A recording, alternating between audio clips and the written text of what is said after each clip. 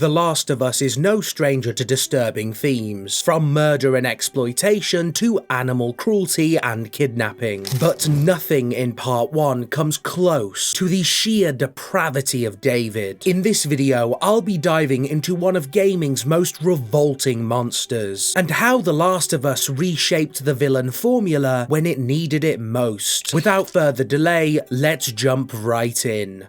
Most modern villains are written to be sympathetic or relatable. As a result, truly unforgivable, monstrous individuals have become a rarity in storytelling. The Last of Us pushed back against this trend with David, an unapologetically evil man who commits some of the most horrifying acts imaginable, over and over again. From the start, David isn't just lying. He's reading the room and adapting with disturbing precision. He picks up on Ellie's tone and inexperience almost instantly, positioning himself as a harmless, soft-spoken man, just looking for food for his people. He slips naturally into the role of a negotiator, suggesting this isn't some improvised act, but a role he's played many times, one his group likely knows he excels at. He immediately validates Ellie's strength and control over the situation, making her feel empowered just enough to lower her guard. Before long, she reveals key details. Her group is small, one of them is injured, and she's entirely alone. David plays the role of an ally, walking beside her like a fellow survivor. But once he has what he needs, the mask comes off. He reveals that her position of power was an illusion, and that he has a personal vendetta against her. Letting her walk away isn't mercy, it's psychological warfare. He waits for the perfect moment to strike, ensuring his people survive. And strike he does, choking Ellie unconscious and imprisoning her. This introduction is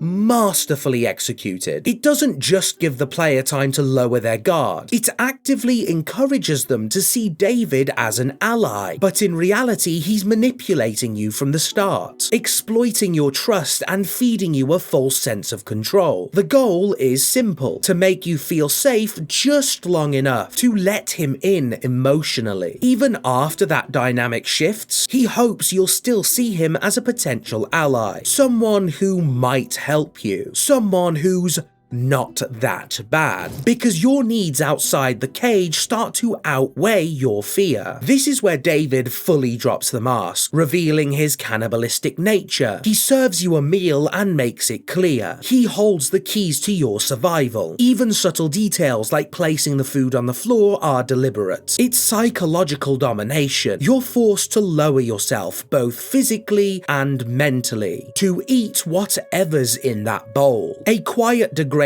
test of how far you'll go just to stay alive. Of course, this is all part of a slow, calculated attempt to groom Ellie. David isn't just a skilled manipulator, he's using that skill on a child with deeply disturbing intentions. But Ellie isn't just any girl. She pushes back, refusing to play along, and in doing so, fails his twisted test. That defiance lands her next on the chopping block, only spared by the moment he sees the bite on her arm and hesitates. In just a matter of minutes, David shows exactly how a truly irredeemable villain should be written. He doesn't need to be sympathetic, just believable. His tactics aren't cartoonish or exaggerated. They're grounded in real-world manipulation and psychological warfare, the kind used on real prisoners of war to break them down. And the most disturbing part? For David, it's a win either way. He either coerces a vulnerable girl into giving him what he wants, or he gets a meal to keep himself alive another week. There is nothing redeemable about him. He is pure evil in every possible way. But it's not just David's writing that reinforces his evil. It's the boss fight itself. The entire encounter is a physical embodiment of the power dynamics he thrives on. He initiates the fight, locks you inside, and begins hunting. You're forced to crouch, hide, and scurry beneath him, while he walks confidently with the upper ground and total control. The only way to survive is through stealth and attrition, chipping away at him bit by bit. And even then,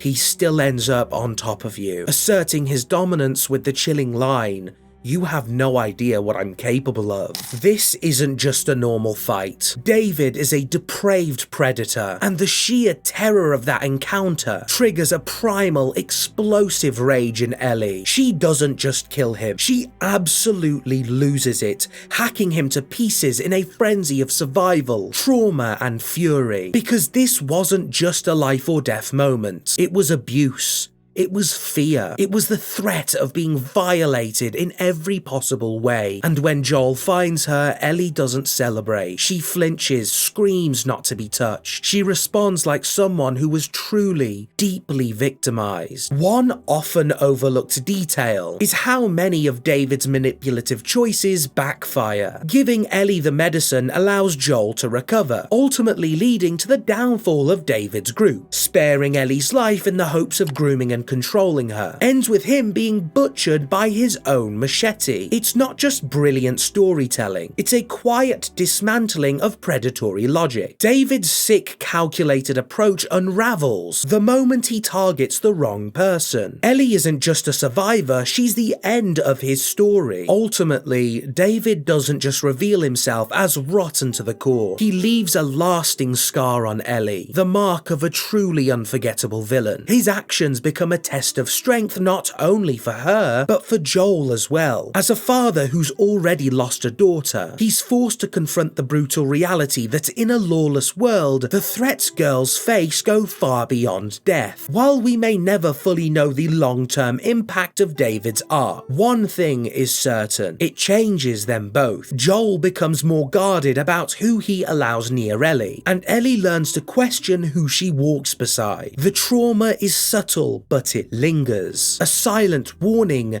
neither of them will forget. And for every player who had to face him, David didn't just feel like a villain, he felt like someone slowly violating us, and that's what makes him so utterly unforgettable. Shout out to my amazing members: Gog, Wizard Elf, Eternal Canadian, Fresh Pokemon Hunter, Ross Moe, Beatbox Blade, Donnie, Poop and Sock, and Bear. You guys truly make these videos possible, and I am forever grateful. Thank you everyone for watching, I hope you enjoyed, and thank you for 11,000 subscribers.